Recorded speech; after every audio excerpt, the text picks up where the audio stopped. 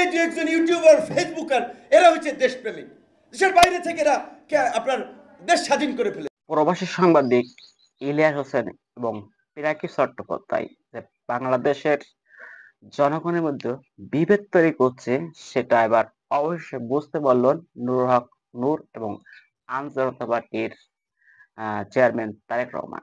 অবশেষে তাদের একটি বুঝ শক্তি আল্লাহ দিয়েছে যে না, প্রবাসী সাংবাদিক বা অ্যাক্টিভিস্টরা দেশের ভিতরে বিশৃঙ্খলা তৈরি করতে চায়। অবশেষে তারা বুঝতে পারছে।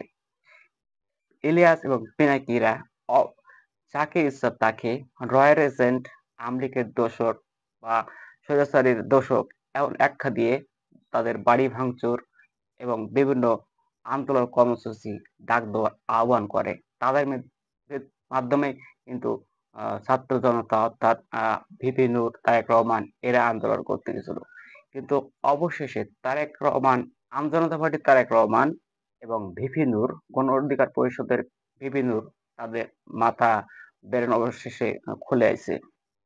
তারা বুঝতে পারছে যে তারা বাংলাদেশের জনগণের ভিতরে বিভেদ তৈরি করছে এবং তারেক রহমান, আম জনতা পার্টির তারেক রহমান এবং ভিপি নূর তাদের বিপক্ষে কথা বলা শুরু করে দিয়েছে ইতিমধ্যে। তো এটা আওয়ামী লীগ কিন্তু আগে থেকেই শুরু করছে যে ইলিয়াস হোসাইন, পিনাকি চট্টোপাধ্যায় এরা দেশের ভিতরে ঘোলাটে তৈরি করে। এর মধ্যে পাকিস্তান এবং ইন্ডিয়া যুদ্ধের ক্ষেত্রেও কিন্তু ভারত 4 জনের ইউটিউব পুরোপুরি বন্ধ করে রাখছে, ইন্ডিয়া ব্লক করে রাখছে।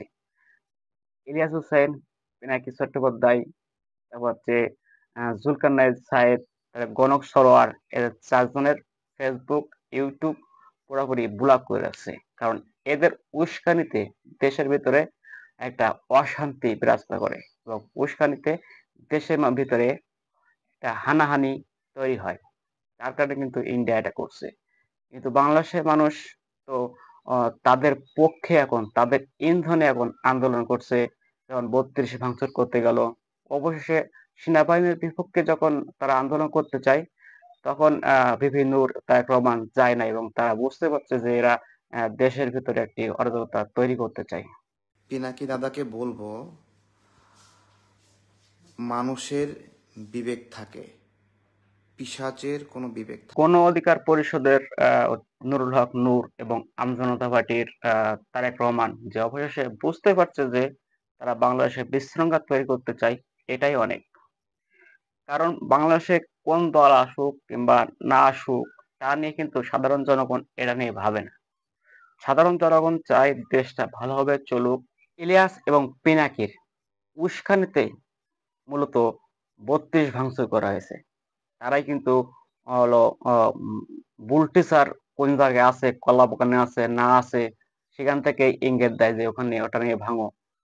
তো তারা তো বিদেশে থাকেন, তারা তো আর দেশে আসবেন না। সেখানে লাখ লাখ টাকা ইনকাম করছেন বিদেশে বসে, ইউটিউবের মাধ্যমে, ফেসবুকের মাধ্যমে, এবং বিদেশে কি কাজ করেন না করেন সেটা তো আমরা জানি না। তো দেশের মানুষ, সাধারণ জনগণ যাতে শান্ত থাকে, সুস্থ থাকে, ভালো থাকে, সেই কামনা করা উচিত।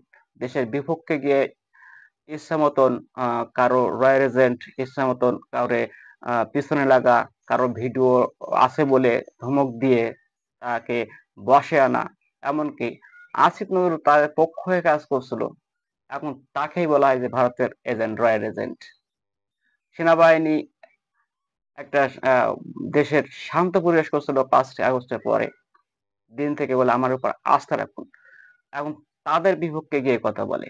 তো ভিপি নূর এবং তারেক রহমান তাদের এই এই হলো সেনাবাহিনীর বিপক্ষে আন্দোলনের জন্য রাজি হয় নাই এবং সেনাবাহিনী প্রধান ওয়াকারুজ্জামানের যে একটি আন্দোলনের ডাক দিছিল পিনাকি এবং ইলিয়াস হোসেন, সেক্ষেত্রে ভিপি নূর এবং আম জনতা পার্টির তারেক রহমান রাজি হয় নাই। তারা বলছিল যে এক শুক্রবারে নাকি তাদেরকে আহ্বান করেছিল যে শুক্রবারে বাইতুল মুকাররমের উত্তর গেট থেকে ওয়াকারুজ্জামানের বিরুদ্ধে আন্দোলন শুরু করো, কিন্তু তারা সেটা করে নাই। সেখান থেকে কিন্তু তাদের একটা বিভেদ তৈরি হয়েছে।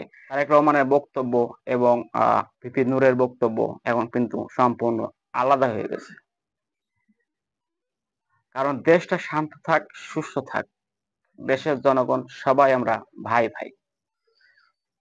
তো বিদেশি কারোর উস্কানিতে দেশের ভিতরে হানাহানি এটা কিন্তু কেউ চায় না। দলের মতের ভিন্নতা থাকতেই পারে, তাই বলে কেউ কারো শত্রু নাই। রাজনৈতিক ক্ষেত্রে মতভেদ থাকতেও পারে, এটা না ওটা এবং মতভেদ থাকতে পারে, তাই বলে কেউ কারো শত্রুতা নয় বা হানাহানির মতো পরিবেশ নাই। রাজনীতি হলো, মানুষে বলে যে সুষ্ঠু মাত্রার ব্রেন। যারা কৌশলে রাজনীতি করে, কেউ আগায় যায় কেউ পিছায় যায়। প্র্যাকটিসের হলে একটা পাওয়ার সিনেমা আছে যে জিতের, যে রাজনীতি হলো প্র্যাকটিসের লড়াই, হয় বসাও না হলে বসে যাও। এখানে কিন্তু হানাহানি মারামারি নাই, ব্রেন খাটিয়ে রাজনীতি করে। তো ধন্যবাদ সবাইকে। দেশের মানুষকে শান্ত এবং সুষ্ঠু থাকতে সহযোগিতা করবেন। বিদেশে যারা ইউটিউবার আছেন বা টিকটকার আছেন, যে যাই আছেন, দেশের মানুষকে শান্ত এবং সুস্থ থাকার জন্য আহ্বান করবেন।